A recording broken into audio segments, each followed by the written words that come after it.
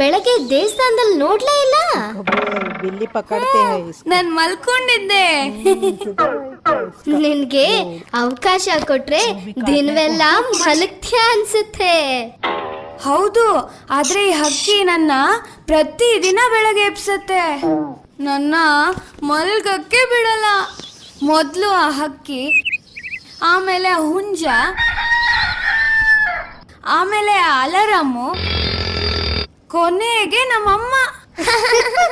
ಹಕ್ಕಿನ? ಯಾವ ಹಕ್ಕಿ?